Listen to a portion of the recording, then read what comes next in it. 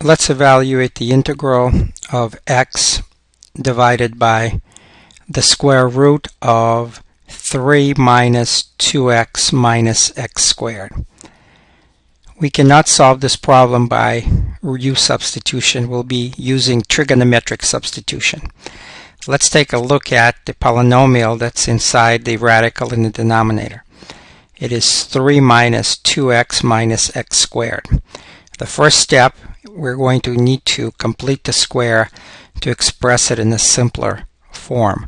Notice the coefficient of x squared is negative. So first we're going to multiply this polynomial by minus 1. 3 minus 2x minus x squared multiplied by minus 1 is going to give us x squared plus 2x minus 3. We're going to complete the square. This is easier because the coefficient of x squared now is positive.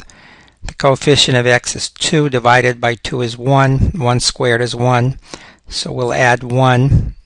So x squared plus 2x plus 1 minus 3. We also have to subtract 1. Adding 1, subtracting 1 does not change the problem at all. So this is now x squared plus 2x plus 1. That's x plus 1 squared. Minus 3 minus 1 is minus 4.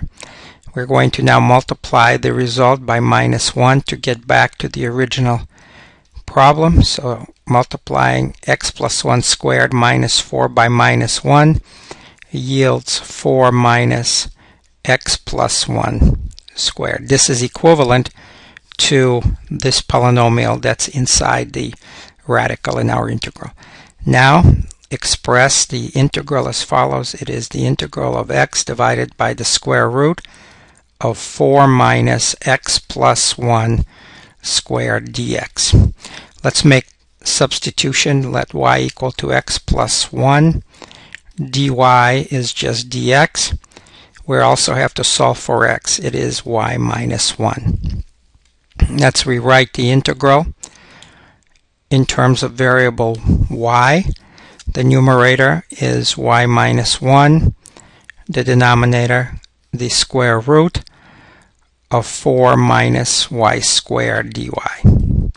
Now we can break this up into two integrals. Y over square root of 4 minus y squared minus 1 over square root of 4 minus y squared.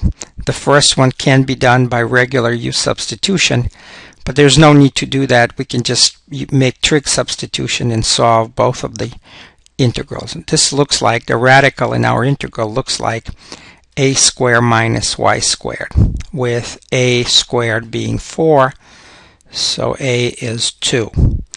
Whenever we have such a radical, the substitution is to let y be a times the sine of theta. In this particular integral, then, the appropriate trigonometric substitution is to let y be 2 sine of theta. And then dy would be 2 cosine of theta d theta. And replicating what's inside the radical, y squared is 4 sine squared theta.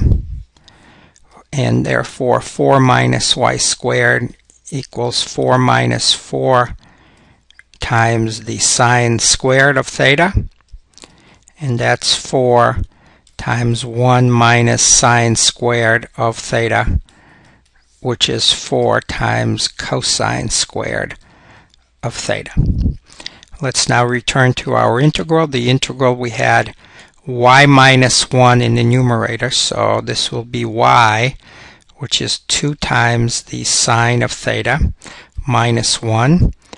In the denominator, we had the square root of 4 minus y squared. That's now 4 cosine squared of theta. And then dy is 2 times cosine of theta d theta.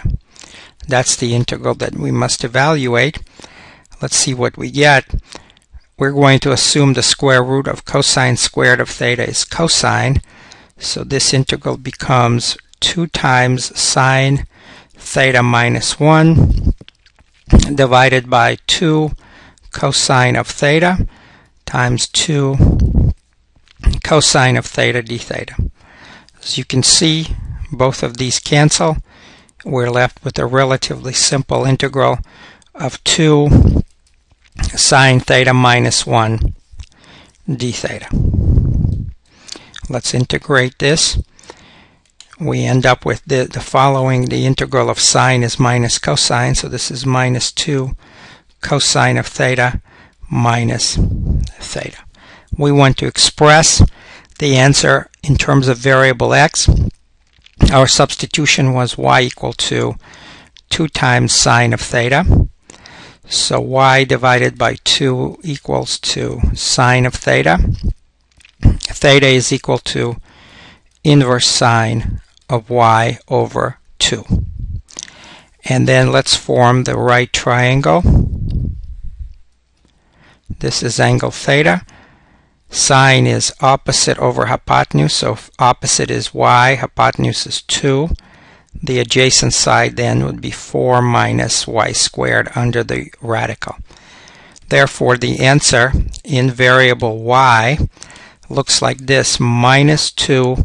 Sine is adjacent over hypotenuse, so that's the square root of 4 minus y squared over 2, minus theta, which is inverse sine of y over 2. But remember what y was. Y was equal to x plus 1, so we can cancel the 2's here. Our answer now looks like this: negative square root of 4 minus x plus 1 squared minus inverse sine of x plus 1 divided by 2. We can add c to that, and we can further simplify this. Here's the final answer: the integral of x divided by the square root of 3 minus 2x minus x squared equals to negative square root. This radical, after we can expand x plus 1 squared, actually becomes the same as the radical in the integral, so it's the square root of 3 minus 2x minus x squared minus sine of x plus 1 divided by inverse sine of x plus 1 divided by 2 plus c. So that's the final answer of this integral. We did not need to use, we could have used substitution to partially solve it, but we still would have needed trigonometric substitution to do it.